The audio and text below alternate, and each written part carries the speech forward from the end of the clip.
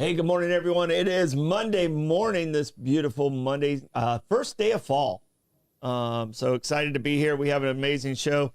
We're here in the Beaux-Arts Ford studio, and we are the St. Johns County show that's on in the morning. We have an amazing guest here. We have St. Augustine City Commissioner Cynthia Garris in studio with us this morning, and we got a lot to talk about. But first thing we got to talk about is we got to talk about the amazing people at Beaux-Arts Ford. Since 1949, Beaux-Arts Ford Lincoln has been more than just a dealership. It's a local legacy built on trust, family values, and the commitment to doing things the right way. Proudly serving St. Augustine and beyond for over 75 years, Beaux-Arts offers award-winning service, unbeatable selection, and a state-of-the-art facility with 91 climate control service bays, a quick lane for no appointment needed maintenance, and even Ford's Garage restaurant on site. Try the Jiffy Burger, it's amazing. Recognized with the Triple Crown Award and President's Awards, Beaux-Arts Ford Lincoln is where hometown service meets national excellence, great pricing, friendly faces, and a better buying experience just off I-95 and State Road 16. Beaux-Arts Ford Lincoln, they are driven to inspire. We also have to give a big shout out to all our other sponsors out there. Appreciate you guys every day. If you guys would, make sure you're supporting these wonderful people. Fidus Roofing, Old Town Trolley, Ben 39 Wine Bar, B&S Signs, Chiba Hut Toasted Subs, St. Augie's Pizza, Chris Lucero Bail Bonds, and St. Augustine Handy House. And if you would support our sponsors, of course, but also us, join us in those comments. Help us out. If you have some questions for the commissioner today, that's where we're going to see it. Aiden will kind of help us with that. But follow us on Instagram, Rumble, YouTube. We have a lot of formats you can follow, but we appreciate you guys being here. But good morning, Commissioner. Good morning. It's such a blessing to be here. Thank you, Troy, for having me on this morning. Yeah, we've had a wonderful weekend. We got to see each other a lot this weekend. Yes, we had Sing Out Loud this weekend. It was well attended. The bands were phenomenal. So a lot of them I never heard before. So it was really exciting getting to increase my music library. Yeah, yep. Aiden's in the booth. Blake is off to, he's in Ireland with his mom. Wow, that's a blessing. Yeah, he's getting to go to a Steelers game this upcoming Sunday. But Aiden, are you alive back there? My sound was off. That's how this morning's going. So just trying to survive back here right now. Yeah, well, you know, it is your first day flying solo, so you're allowed to have a little bit of hiccup. So you get some hiccup grace. And you also went to the event this weekend. So, but that takes us to the question of the day, because we both had, or all of us had a music weekend. Right. What time, at what age do you think you really started getting into music? Because everyone has like that kind of moment where they're like, music really is the real deal. Well, my parents, they loved music. I mean, they used to play Dinah Ross, Sam Cooke, Al Green, all of that when I was growing up. But when I really took a note to music, it's like when the Jackson 5 came on the scene, because they were new and they were exciting. They were young like us. And then I went to my girlfriend Linda White's house, and she had Prince, and she had posters. And I fell in love with Prince, and he became my favorite artist. Yeah, Prince is, I mean, I'm Michael Jackson and Prince, and that's my those are my two guys that really, really I fell in love with. I like that Prince was kind of like, he could play 28 instruments. And I thought, you really have to be deep in music to have that kind of performance. Because usually people have their go-to instrument. Yeah, he was a savant. I yes. mean, he really was just incredible in his skills. Aiden, what about you? Before I give my answer, I guess now. Right now, you're in that moment. Yeah, I guess so. Yeah, because I mean that's probably your first big festival, right? Yeah, festival. I'd say like for first big festival at least, but concerts and stuff I've been to. But yeah, you've been to. I mean, our family, you kind of have to be into music. You have to be into a little bit into music. Yes, of course. I remember my first concert being the Isley Brothers, Casey and the Sunshine Band, and Brother Johnson. That was here. Yeah, and it was phenomenal seeing it live. But the people, the way the concert was set up in that era of time, it's not like it is now. You know? Yeah, no, it's completely different. My first concert was Sha Na Na. I remember way back in the Sha Na Na days. But I got into music. I have a sister who's 2.5 years older than me, and she claims that she's younger than me when we're together. Because I do look Smart sister. I do look older. But she really was the influence of music and where it was at, and then like the movies that had the music in the 70s, you know, like Grease and a lot of those movies. And West Side Story. Yeah, all of those, like, you know, my family was a big Elvis family, so watched a lot of Elvis movies from the 60s over again. So I mean, I'd say I was probably around age 9 or 10 when it's like I started developing my own taste. Yes. You know, yes. because you kind of absorb the taste of the people around you.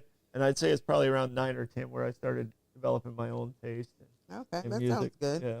Yeah, I think that's what happened. We just kind of listened to the music in our environment, and then we start picking parts and songs that we like, and they become part of our music library. Yeah, yeah. You know? So yeah, I mean, like, and you know, by the time I got into the early '80s and '90s, Michael was in my scene before Prince. Oh, okay. You know, yeah, I liked Michael first until I discovered Prince. And Prince, like, you know, when Purple Rain came out, like, you know, I was like, Purple all right, Rain, when all right, Doves Cried, yeah. this, you know, I like the 1999 album, but you know, when Purple Rain came out, when I really was like the movie, the whole hype of it, him battling with the times. Yeah. But I mean, I even liked like the Raspberry, which came out before Purple Rain, but yeah.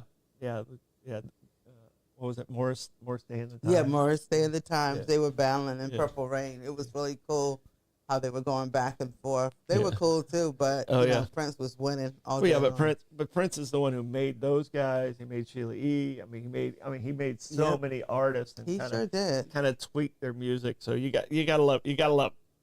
So yeah, you do. Every now and then I post him on my Facebook page just so people don't forget. I don't think anybody can forget Prince. Yeah. Or Michael Jackson. Michael Jackson was cool too. Well, Aiden works with me at Trivia, so we play a lot of Michael Jackson and Prince. Oh, okay. Okay. So, all right. Well, it's now time for a quick check of the weather, and it looks like it's going to be a beautiful day today. We caught some rain yesterday. There is a slight chance of rain, but it's only about 15%. But it should be a really nice day. It's going to be partly cloudy most of the day. So get out there, enjoy the day, stretch out from the weekend, and just enjoy St. Augustine. All right. And our weather report is brought to us by Ben 39. Discover one of St. Augustine's best kept secrets. Ben 39 is tucked inside the St. George Inn at the north end of St. George Street, with over 95 boutique wines, 50 of them rated 90 points or higher by Robert Parker. It's a perfect spot for a romantic date night or relaxing after a work unwind. Sit by the glass or bottle in a serene courtyard setting and enjoy live music Thursday through Sunday. Open daily 8 a.m. to 8 p.m. Just stop by and say, I'll have what Irving's having. Ben 39, your taste to discover. Just a beautiful little spot located right there at the end of St. George Street near the city gate. Got a little courtyard there. Get over there. They're wonderful people. Talked to Irving last week. Just great crew over there. All right, now it is time for Hit the Blake's Traffic Report by Aiden. So, Aiden, what we got in there? Looking pretty clear out here. I mean, again, I would urge people to check before they go, because we had that incident last week where just after we got off air, there was a huge accident. Yeah, so keep checking in. As of right now, it's looking pretty good. Yeah. So, yeah, on Thursday when we were doing the, and we're going to talk about that also, the Black History Museum, we ended the show early, and the traffic was good. Traffic was good, and as soon as we're driving over there, something happened out on I-95. So it was like a matter of minutes of how quickly that traffic can change. Yeah, it can. There's a lot of people on the highways and byways. Yep. All right. And that traffic report is brought to us by Old Town Trolley. Climb aboard Old Town Trolley and experience over 500 years of history in the heart of St. Augustine. This fully narrated 90-minute tour features 22 convenient stops and covers more than 100 of points of interest, including iconic landmarks like the Castillo de San Marcos, the Fountain of Youth, and Flagler's historic hotels. With open-air views and all-day hop-on, hop-off access, it's the most fun and flexible way to explore the nation's oldest city. Your ticket also includes free admission to the St. Augustine History Museum, and local St. Johns County residents ride free with a full fare guest through the Hometown Pass program at hometownpass.com. Old Town Trolley, the best way to see St. Augustine, one stop at a time. All right, and these guys just do an amazing job. They're going to be coming in here, I believe, in 2 weeks and talking about their jailbreak and some of the other stuff that they do in the community. Old Town Trolley, they're just committed to the community, and we really appreciate it. All right, it is time for our commissioner to tell us all the knowledge that we want to know in the world. And Commissioner, I always like to start off with people getting to know who you are and where you came from and your story before we get into actually the commissioner talk. Okay. So tell us a little bit about where you grew up and your experience prior to being commissioner. Okay. And what brought you to be commissioner. So, I mean, I'd love to hear that story first. Okay. I was born here in St. Augustine, so I am a native. But at the age of 2, my parents relocated to Rhode Island. And so I have a little northern and southern background. When I was in first grade, my first school that I attended was Webster, believe it or not. I had a teacher, Mrs. Hilliard. Only thing I can remember was being in her classroom and thinking how beautiful she was. Fortunately, I behaved. I think one time that's when they used to could hit kids. Yeah, good. I got spanked. I got spanked a couple times. And so it took one time for me to know not to say nothing unless I was spoken to, And then I went back to Rhode Island. And then the next time I came here, we came for visits because my grandparents, and this is where my parents were born, and all my siblings that my parents had together. And then I came back here and went to the high school. So I have friends from the class of 77, 78, and 76 that I still keep in touch with to this day. And then when it was time to walk across the stage, I went back to Rhode Island so that my family could attend my graduation. And then I moved back here permanently in 1990. And I married my husband, Peter, in 91. A lot of people know Pete Garris. He worked at the Tree of Life for 25 years, and then he drove school buses for St. Johns County. And so everybody knew Pete. I don't care where we went. They would say, Pete. And I was like, wow, we're in Miami, and people hollering Pete. He was a real likable guy. I worked at the courthouse. I've had a lot of different jobs. I've been blessed over the years. Sometimes I reflect back about how God has always covered my life. I was a single parent for a period of time. I raised 3 phenomenal children, and they're all very successful. I always push them for education and telling them that education is the key to success, and they heard me. Myself and my 2 younger children, we all got our master's in 2006, and it was just a great year. You all got it all together? Yes, but different schools, different but we schools, all together. The timing was the same. Yes. Oh, that's awesome. And the thing is, I tried to go to school when I was younger, but, you can't do all things. I was working 2 jobs. I was raising them.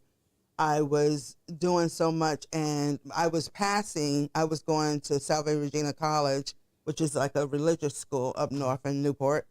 And you have to write an essay why they should accept you and everything, and they accepted me right away.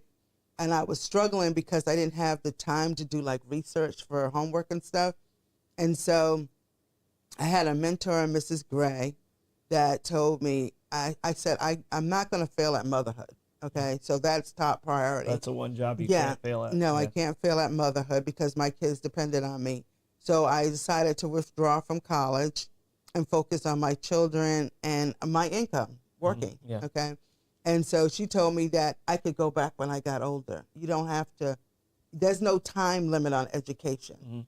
And so I used to tell my children that I was going to go back to school when they got grown. And they didn't, they thought I was just pacifying them.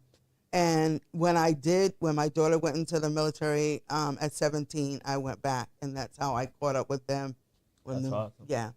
And then my journey here with the city, upon me relocating in 1990, I had my job at the courthouse within 2 weeks.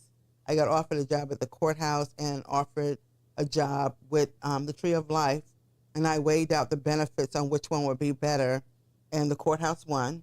Carl Bud Marco hired me, and worked there for 10 years. And Bud was my neighbor for a little bit. Bud was a very cool, he some people probably, he was likable. He was really a likable guy. Well, you had to get through that first crust, though. Yeah, I believe that I was Mr. Marco's troubleshooter, because he would transfer me every time a department had some issues. He would transfer me. I would say not troubleshooter, but fixer. He would transfer me there because I could pick up on things quickly, and I would fix the department where it was running better because somebody left or somebody wasn't producing fast enough. And he would send me there, and I would fix it. And as soon as I started getting to where we all could relax because everything was going good, another member would come out, and he'd move me somewhere else. Yeah. And at first, I got a little annoyed by it because every time I started feeling like this is my work family, there'd be another member, and I said, "Please tell me my name's not on it." "Yes, it is," and you get transferred again. So I had learned about 80% of the courthouse, which is a blessing.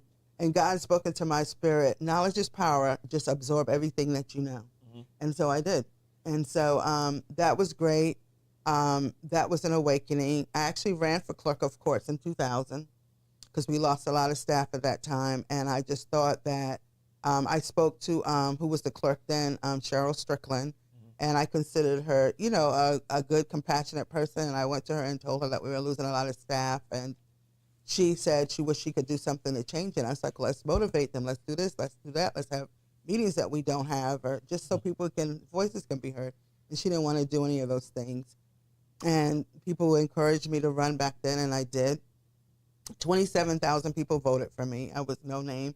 I had a $6,000 budget that I had accumulated, and it wasn't organized. It wasn't, structured, but I did it. But out of that $6,000, believe it or not, I had commercials. I had media. I had bumper stickers. I did a whole lot. I mean, I stretched that $6,000 like a rubber band, and it didn't pop. So it was good. And then in 2002, I ran for my current seat. Hadn't worked for the city or any of that.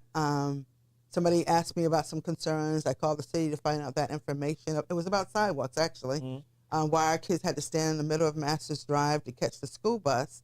And I said, I don't know, but I'll find out. And when I checked into it, they didn't have a good enough answer. So I threw my hat in the arena and ran. And people was like, you should have got in it before.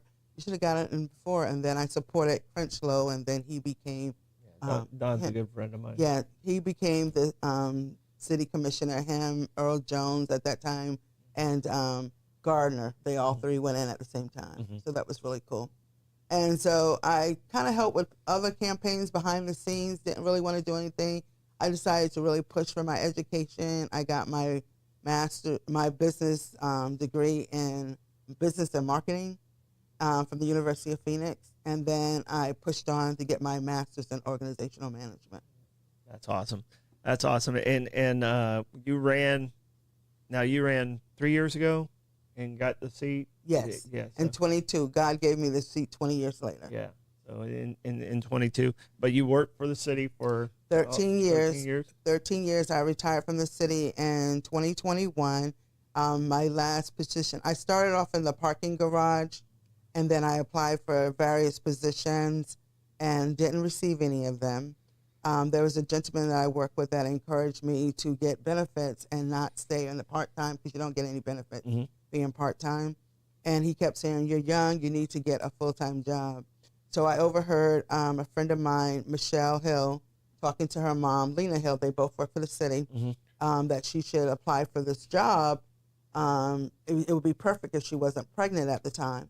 And I said, what job is it?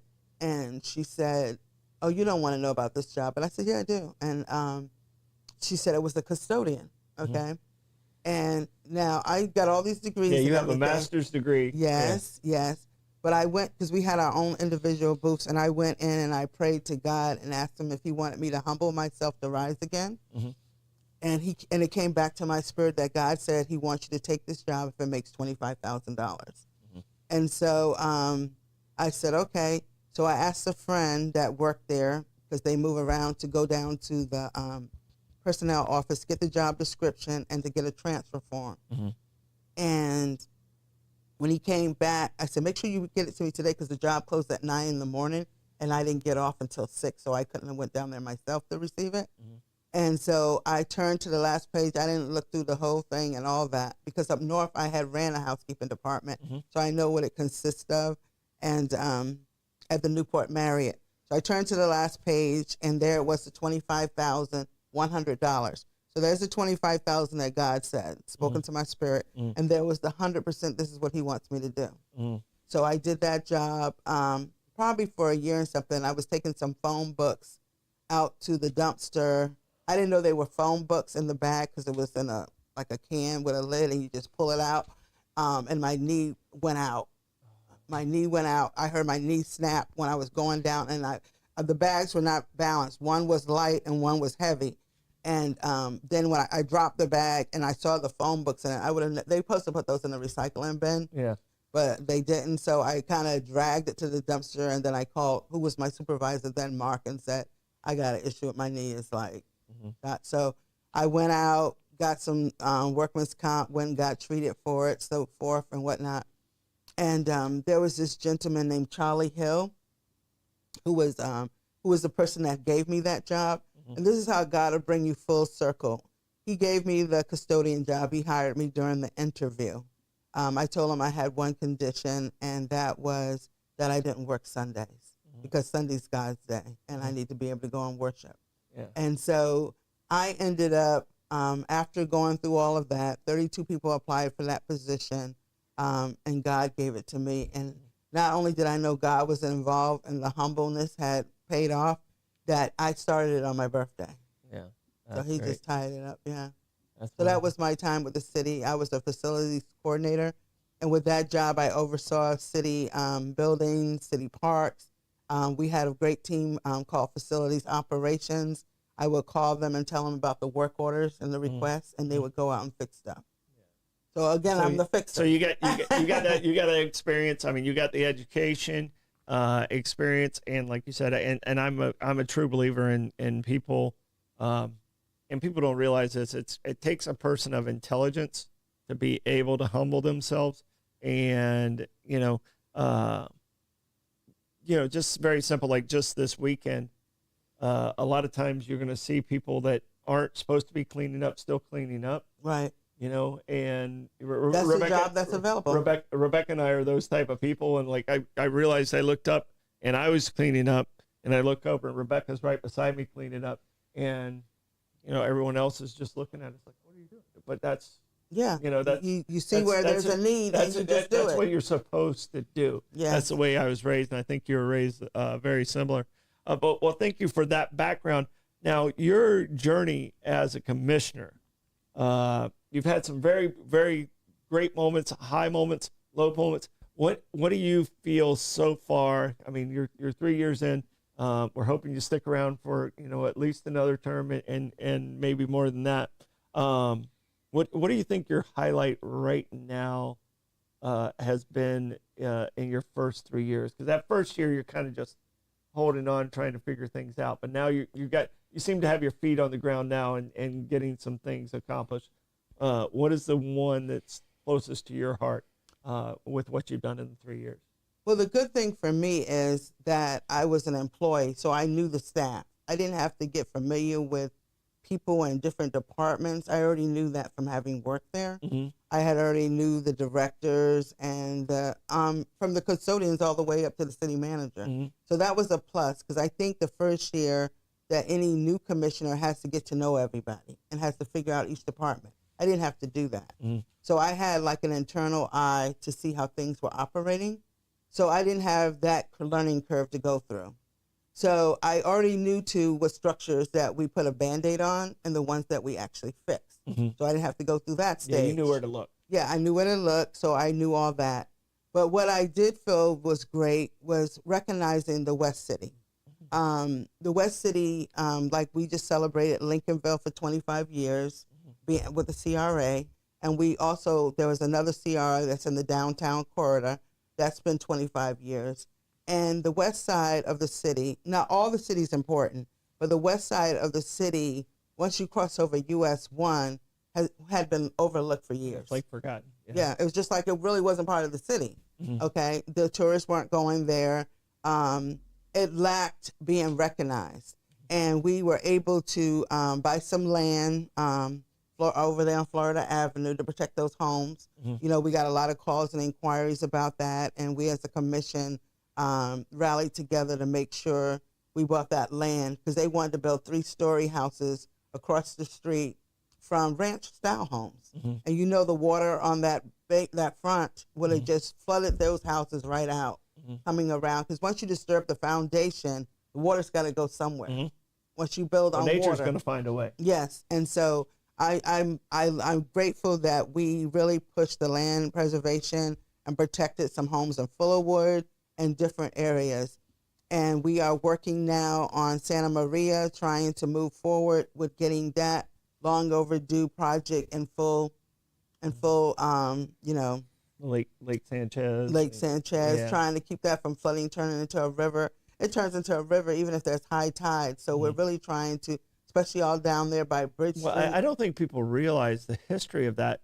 That came all the way up to where the Lightner was. It was actual marshland, and Flagler filled it in. Yeah. So nature trying to claim back, and we gotta fight what we can to keep nature from winning against these other That's why homeowners. they called it Bridge Street, because there was actually a bridge. Somebody brought some actual pictures from back in that era of time, and I said, well, that kind of explains. Because anytime my dad was a builder, and he said that the land here in Florida is flat. That's why they can't have basements or any of that kind of stuff here. Yeah, the water table in St. Augustine's at about 4.5 feet. Yeah. So if you have a basement, you're under that water table. Yeah. So. And so he said that's why nobody could ever do that and stuff. And he built houses, and he just telling me about different things and things to look forward to doing. I had wanted to, and because I live in my grandmother's house that was built in 1955 that I'm blessed to own, I wanted to build up on it, and he said that I have enough land to build back.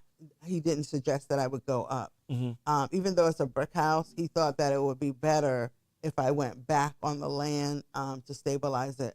So I have a lot of knowledge from that, having a lot of knowledge from different construction people because I work with them. I was, the project manager going out for our wastewater and different things that I was able to do. So being a commissioner, it gave me a chance to push and motivate my commission for us to go with the West City CRA. Yeah. And Jamie Perkins did a good job finding out the blight and the different things. So now we have that. Yeah. And Jamie's doing a really nice job. Jamie has done a fantastic job. She's done a lot of our churches. And we just had a celebration for the Elks Lodge. That is historical. We did that on Washington Street. On Washington Street. And right now we're working on St. Mary's. That's on Washington Street, which is another historical building. And so we have really been blessed with doing those kind of things. I have pushed for a lot of paving because there's been streets that have never been paved that have gotten paved. David, the city manager, each one of us commissioners, we have a wish list on things that we want to see. And he has happen. to balance between the five of you. And he has to balance between the five of us. And I give a shout out to him for doing so. And I always be checking my wish list. Did this get done? Did this get done? I had people in the Rollins subdivision that was, like I said, was established in the early 50s. They didn't have adequate lighting. The seniors were telling me that have been there and their families that they don't go out at night because it's so dark in our street. And we pushed FPL and we stayed on it. And now they feel comfortable going out at night. So when you see those little victories, it makes your heart smile. Yeah, that's what I was wondering. All right, now we got to pay a little bit of bills, but we're going to come back to you because I have a couple more questions for you. Okay. Aiden, are you ready, sir, to do that Gas Buddy gas report, sir? Absolutely. Starting off with Sunoco on 2199 North Ponce de Leon, that is at 294. Shell at 2350 North Ponce de Leon is at 299. Sunoco at 450 South Ponce de Leon Boulevard is at 299. Shell on 216 Ponce is 299. The Mobile and Circle K on 800 South Ponce is 304. The Gate on Mizell Road is 306. The Circle K on 207 is 317. The Gate at US 1 North is 319. The Circle K US 1 North is 328. The Shell at 146 King Street does not have one, and I read it. All right, and that's brought to us by? You didn't tell me I was doing this ad read. I don't know. That's the one you're doing, but I'll take care of it. And it's brought to us by Chris Lucero, Bail Bonds. Trouble with the law. Call the name. St. Augustine has trusted for years. Chris Lucero, Bail Bonds. Available 24/7. Their experienced and compassionate team works fast to get you and your loved ones out of jail and back home. From paperwork to release, they make the process simple, discreet, and stress-free. No judgment, just help when you need it most. When time matters, remember the name Chris Lucero Bail Bonds at 904-822-BAIL. That's 904-822-2245. There's a lot of tutus in there. All right, and that brings us to our live music report today on this Monday. We had a huge music week. Still got music, live music here in St. Augustine, and it's brought to us by visitstaugustine.com. And we're starting off at noon. Chris Lamb is at the Milltop Tavern. Reggie Sterrett's at Trade Winds at 1 o'clock. Damon Slaughter is at Bin 39 at 2 o'clock. Josh Tennessee Worthy at Milltop Tavern at 4:30. Kevin Edwards at Hurricane Grill and Wings at 5. Southern Social String Band at Hurricane Grill and Wings at 5. Mark Hart at Trade Winds at 5. Corey Hall is at Prohibition Kitchen at 6.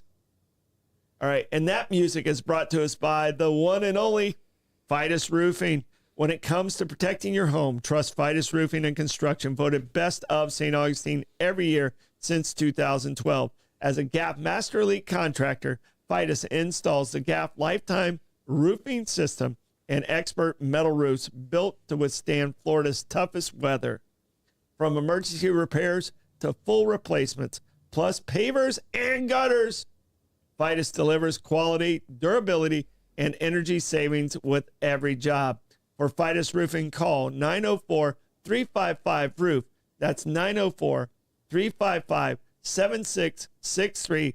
Fidus Roofing, where trust is built from the top down.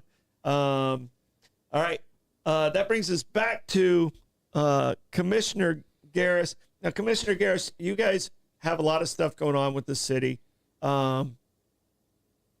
We talked about some of your successes. What are you still have a year and a half? Hopefully you're going to run again as commissioner or whatever your heart and takes you to. What is something you'd like to get accomplished prior to the end of this first term for you?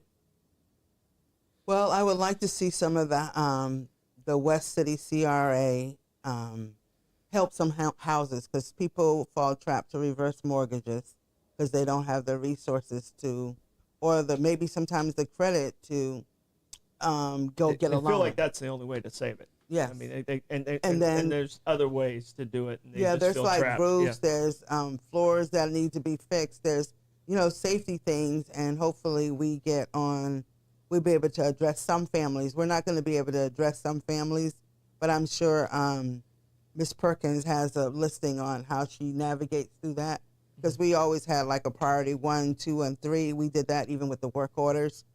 So I would like to see that happen. I would like to see the parking garage actually be started and be close to, being built that we have spoken about and move forward the on. one on the Browdy's property. The one on the Browdy's property. The good thing is we're still utilizing that property right now for like the buses to drop off parking and things of that nature. But it will wake up the west side. Even the property value has increased over that way because of him, Browdy purchasing that little garage that sits on the corner for $1 million. So everything has went up in value over in that neighborhood. I would like to see that people have a choice to go downtown or to go west, to stay west once they park, and those businesses get a chance to thrive. I would like to see that happen. They're doing great things over on the west side. They have like a third Wednesday thing where they have people out there, vendors out there, the market. And I've been blessed to go a couple of times. I need to go more. I make it a point to get out there and go to just about everything I get invited to. It's really important to be a scene commissioner, Well, and that gives the people access to be able to talk to you, and and it's not as rigid as being in an office or in an email or something like that. Yeah. You can have a conversation, and I think more things happen with conversation. You feel like you're approachable, and people's, they constantly say that. I constantly get a lot of phone calls. I get a lot of emails about different things, and like, I met you so and such place, and then it kind of just stems from there. I would like to, I want to give a shout out to the county commissioners for supporting us for Nights of Lights this upcoming year, the $850,000. We really appreciate the support.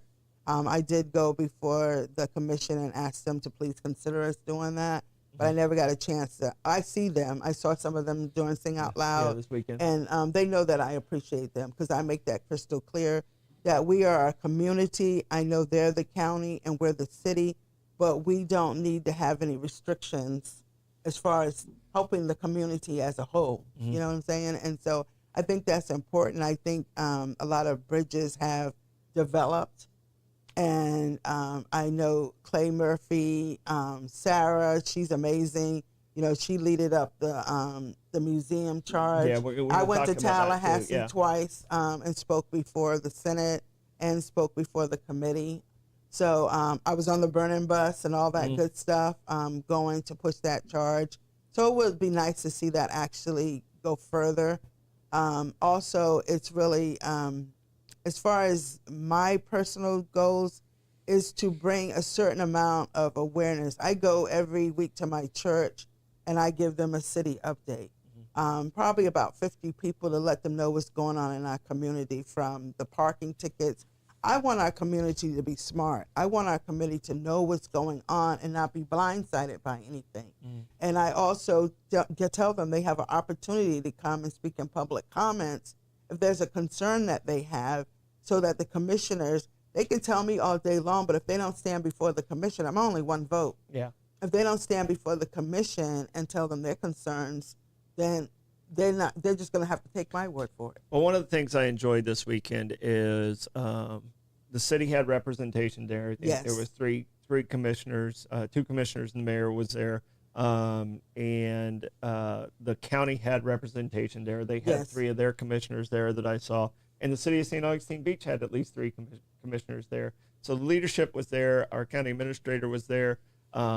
Leadership from the city was there. So it was kind of we had nice. some of our directors there. It was really good. I love seeing that they're out there supporting them. Granted, it was an amazing event, and congratulations to Gabe and his entire crew over there with the events division and foundation. So when I see that, it makes me feel good about it. You don't always agree with everyone on the political side, but my grandfather taught me this, and I'm sure he picked it up from someplace else. He was really, really good at getting good quotes and facts and putting them in my head. But he said, if you always agree, only one person's thinking. And it's okay to disagree. Right. But you still have to have the conversation and keep it in the conversation. Yes, I agree. Make it work. So, and sometimes that's a hard balance to do because people feel so passionate about what they want to do.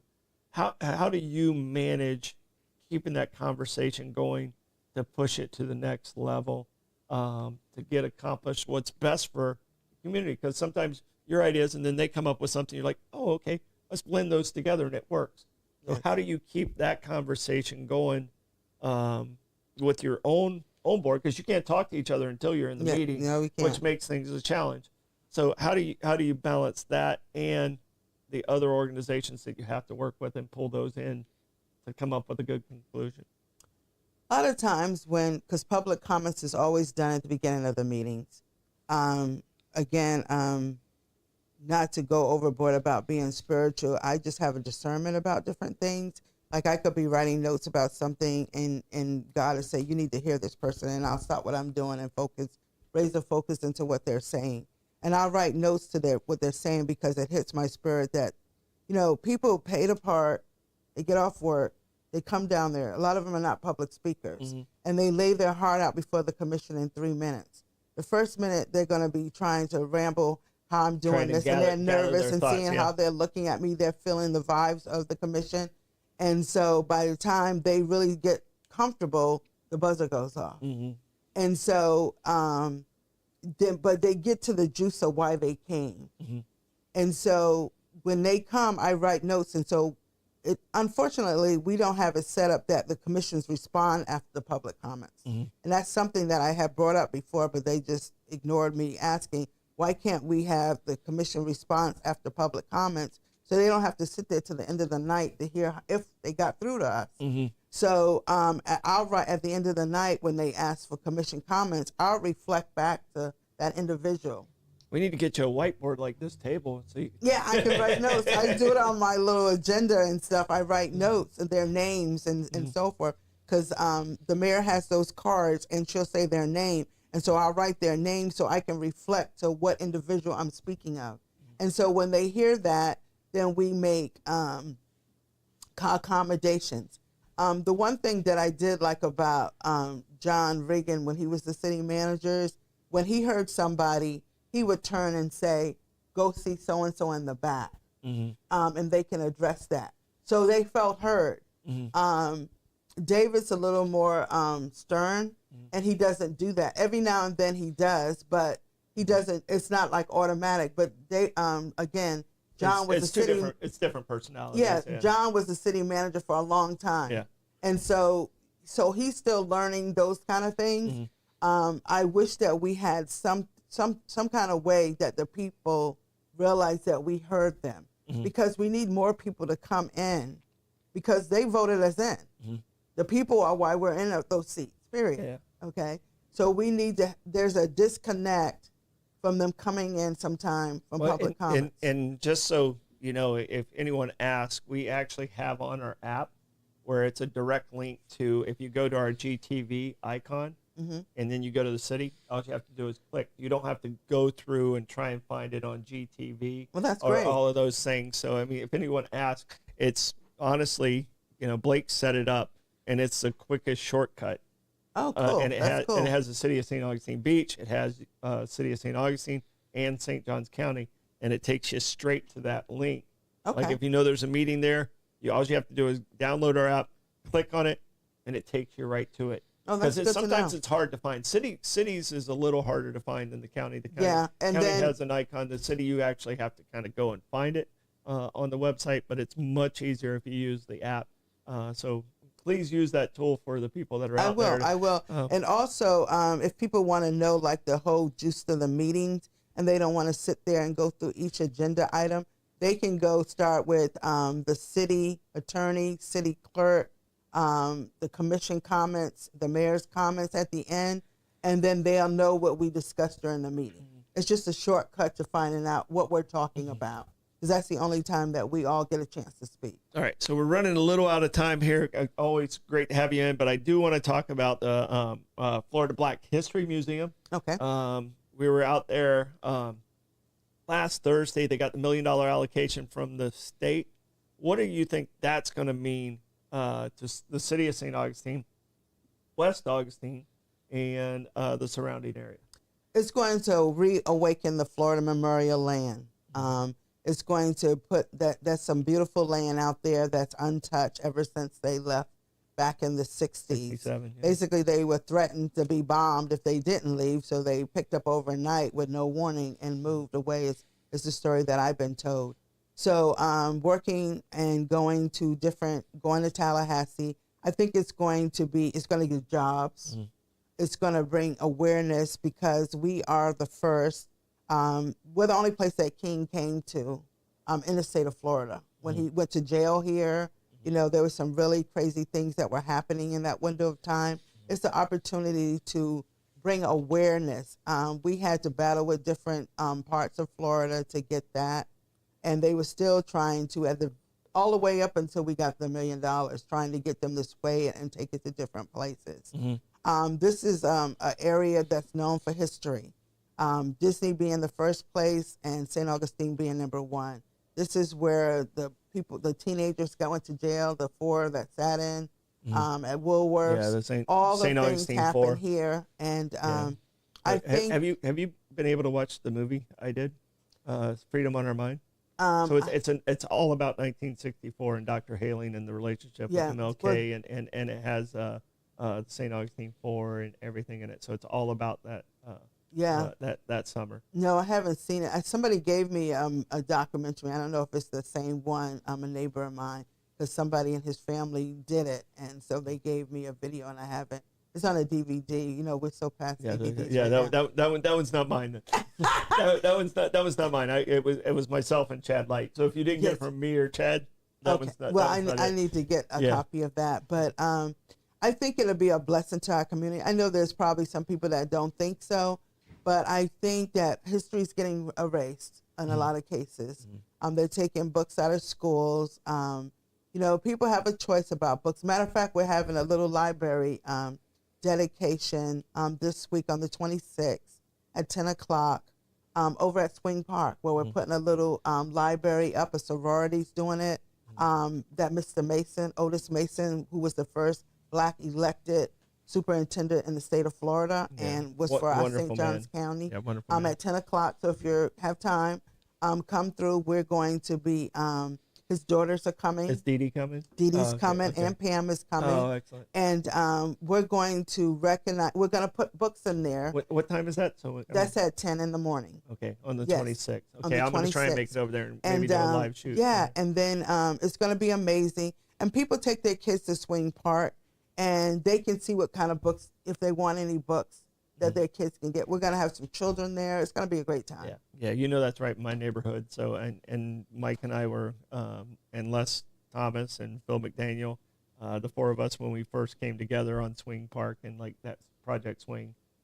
So that one's very close to our heart. Well, I live on my street is Dr. Haling Street. Okay, I know so exactly it was where named you're at, after man. him. It was named after him. He did great things. Well, Mrs. you'll really love, and we talk about Miss Vickers in the movie too. Miss Vickers is amazing. She's 102. Miss Tyson. You're gonna live a lot of it, and the story behind it is Dee Dee is part of the how I did the movie.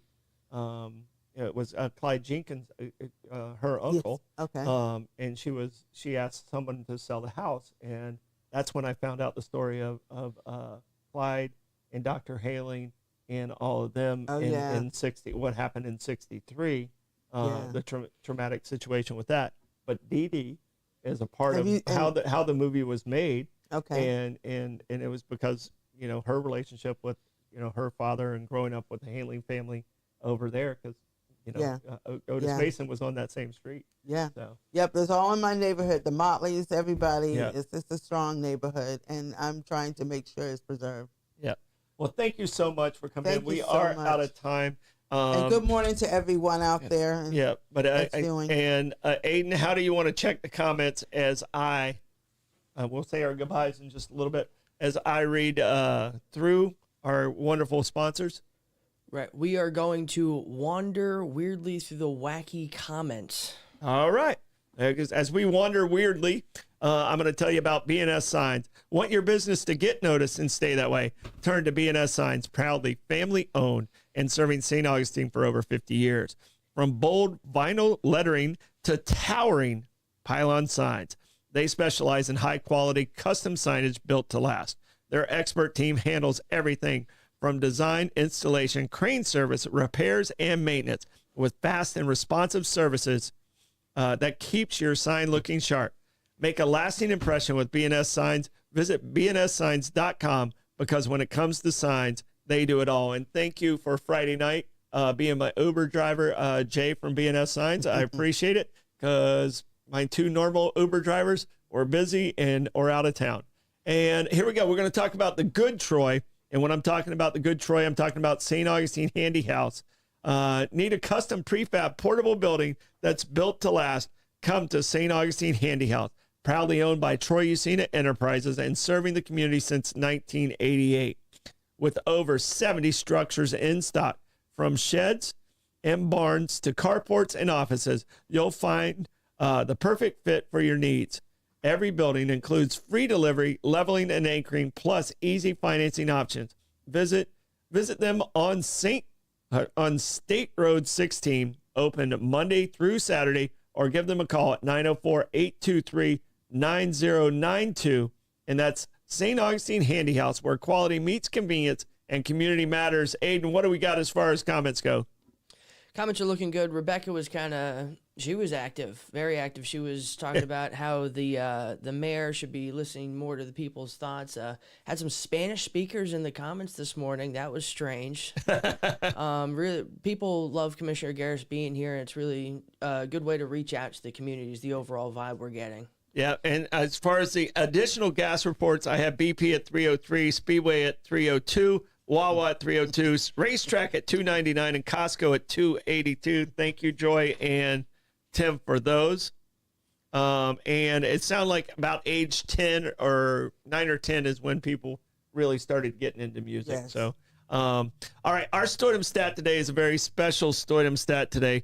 Today is the day Lincoln made the announcement about the Emancipation Proclamation. It didn't come out until January 1st of 63, but in 1862, I wrote 19, that would have been very weird. In 1862 is when he actually started talking about it in July of that year, and his cabinet's like, no, we can't make the announcement until the North has a huge victory. And at Antietam, they had a huge victory, so he's able to make the announcement.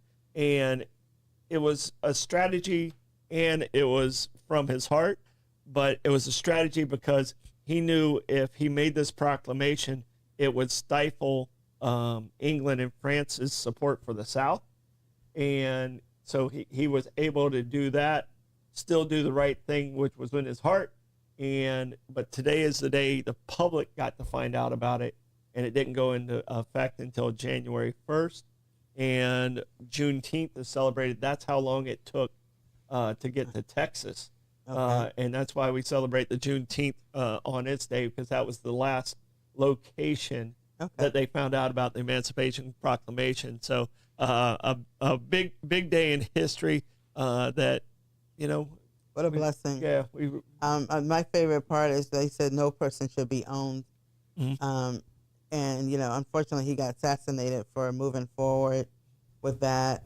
Lincoln was one of my favorite presidents, believe it or not, because he didn't have to do that, but he did anyway, taking flack for that, standing up. And that's what it basically boils down to. We as a people of leadership of any form need to stand up. It's not always a famous thing to do, but you should always stand up for what's right. And Lincoln wasn't always at this thought process, because he was going to leave slavery in at the states that were loyal to. And Frederick Douglass, who spoke here in St. Augustine, started consult and kind of convinced Lincoln, okay, no, this is what we have to do. This is, for how we're going to look at a history.